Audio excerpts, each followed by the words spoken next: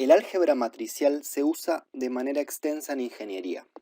Las matemáticas del álgebra matricial se introducen generalmente en los cursos de álgebra universitarios y se extienden en cursos de álgebra lineal y cursos de ecuaciones diferenciales. Los estudiantes comienzan a utilizar regularmente el álgebra matricial en clases de estática y dinámica. La primera operación que vamos a ver es la transposición de matrices. El operador transpuesto cambia las filas de una matriz en columnas y las columnas en filas. En álgebra matricial, el transpuesto se indica con el superíndice t, como se indica en pantalla. En MATLAB, el operador transpuesto es un apóstrofe. Veamos un ejemplo. Vamos a crear la matriz A con 3 filas y 2 columnas, y cuyos elementos de la primera fila son 1 y 2, los elementos de la segunda fila son 3 y 4, y los elementos de la tercera fila son 5 y 6. Si le aplicamos a la matriz A el apóstrofe, vamos a obtener la matriz transpuesta de A, con las filas cambiadas a columnas y las columnas cambiadas a filas. El producto de punto o producto escalar es la suma de los resultados que se obtienen cuando se multiplican dos vectores elemento por elemento. Creemos el vector A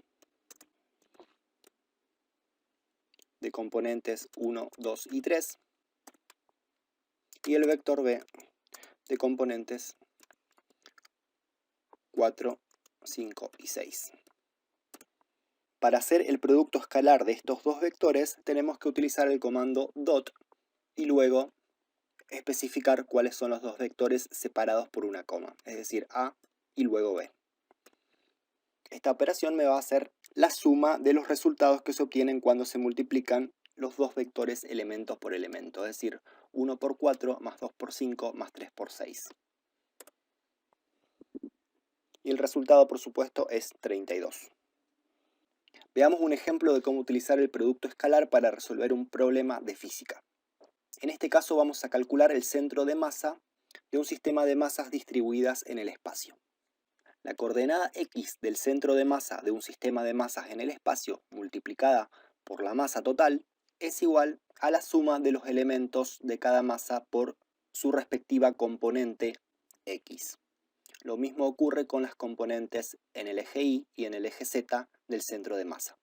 En este caso tenemos distintos elementos que están distribuidos espacialmente en distintas regiones de un vehículo.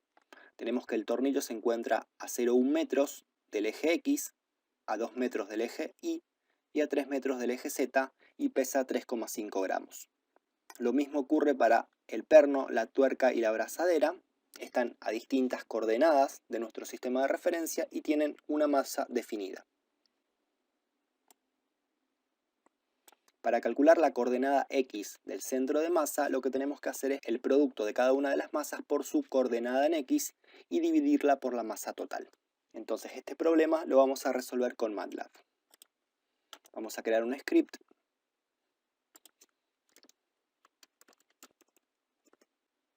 Vamos a definir primero una matriz con todas las masas de los 4 elementos, que eran 3,5, 1,5, 0,79 y 1,75 gramos. Luego vamos a definir un vector con las coordenadas en x de cada uno de estos elementos ordenados. Esa matriz va a contener 0,1, 1, 1,5 y 2.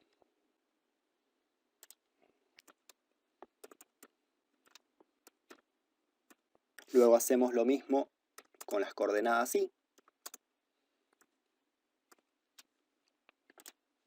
2, 1, 0, 2 y 2.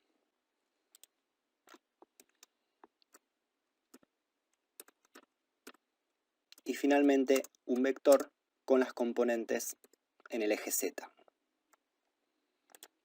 que en este caso son 3, 1, 0, 5 y 4.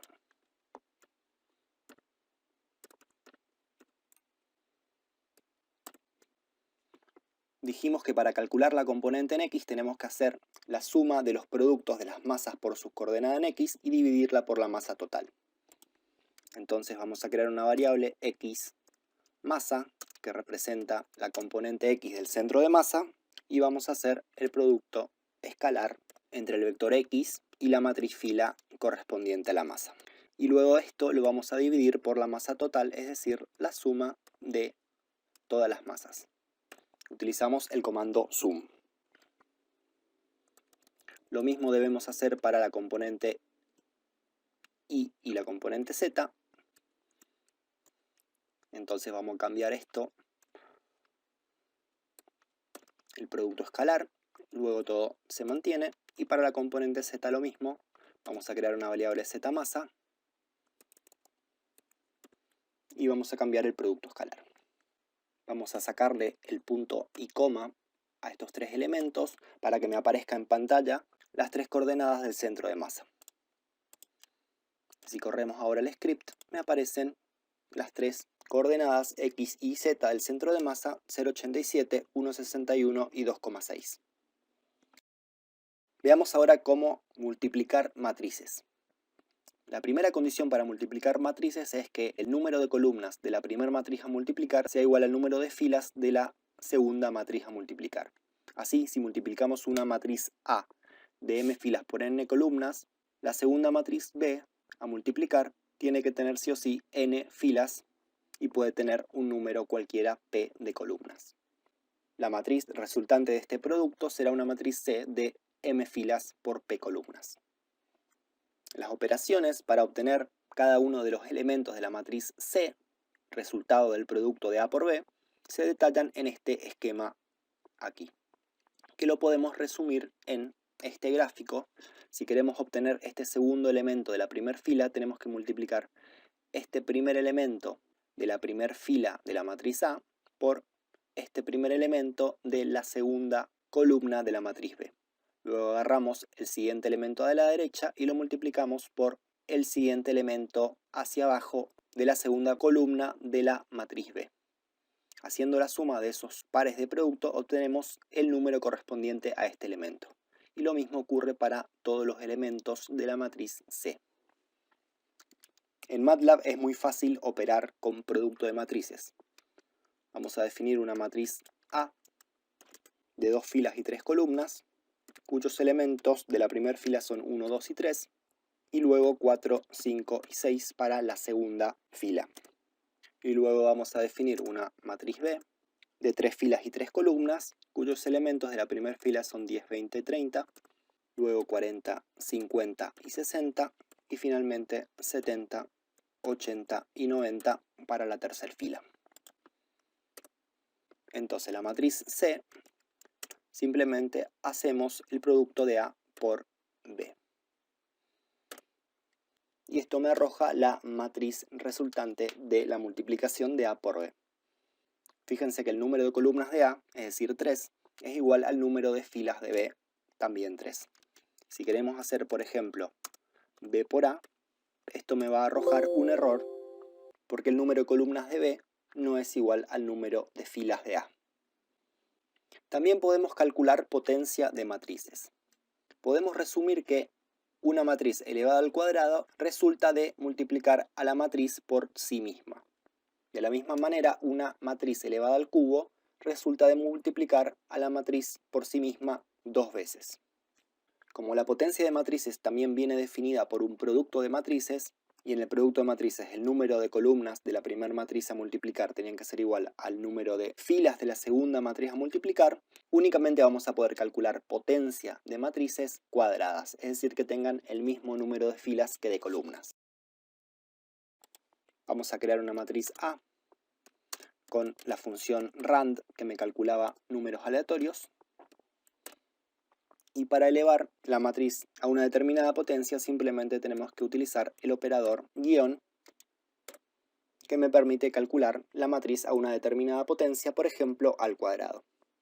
Si queremos definir una matriz con el número de filas y columnas distinta, por ejemplo una matriz 1, 2, 3, 4 y 5, 6, y queremos elevar b al cuadrado,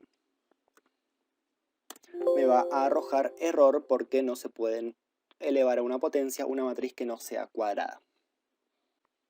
Una matriz inversa se define como aquella que, al ser multiplicada por la matriz original, da como resultado una matriz identidad. La matriz identidad es esta matriz que tiene la diagonal principal con todos los elementos iguales a 1 y el resto de los elementos iguales a 0. Definamos una matriz A con la función rand, que me calcula una matriz con números aleatorios. Y para calcular la inversa de esta matriz existen dos formas. Una es elevar a la potencia menos 1 y la otra forma es mediante la función interna inv de la matriz A. Por supuesto, si multiplicamos A por su inversa, esto me va a dar la matriz identidad. Los determinantes se usan en álgebra lineal y se relacionan con la matriz inversa. Si el determinante de una matriz es igual a 0, esta no tiene inversa.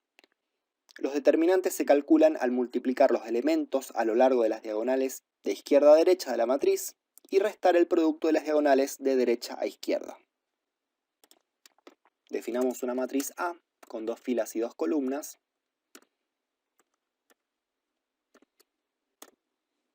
Para calcular el determinante de una matriz, simplemente tenemos que utilizar la función interna det,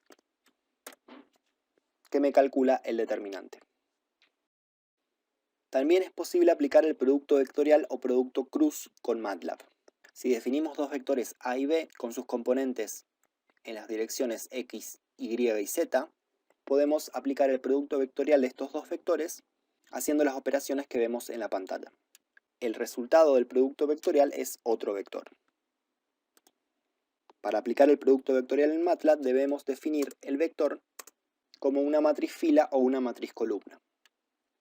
Por ejemplo, un vector 1 en la componente X, 2 en la componente Y y 3 en la componente Z. Luego definimos el vector B con componentes 4, 5 y 6 en los ejes X, Y y Z. Y para aplicar el producto vectorial utilizamos la función interna cross de A y B. Si tenemos un vector en el plano XY, por ejemplo 1X y 2Y, lo que tenemos que hacer es definir igualmente un vector con 3 coordenadas, 1 en X, 2 en Y y 0 en Z. Es decir, es necesario definir las 3 componentes para aplicar el producto vectorial. Si definimos únicamente las primeras dos, 1 y 2, y no definimos la tercera, cuando apliquemos la función interna cross me va a arrojar un error. También definimos un vector B en el plano, 3, 4, 0. Al hacer cross de A y B, voy a obtener un vector en el eje Z. Por ejemplo, podemos aplicar el producto vectorial y la función interna cross para calcular el momento de una fuerza. El momento de una fuerza se define como el producto vectorial del radio vector del punto pivote al punto de aplicación de la fuerza por el vector fuerza.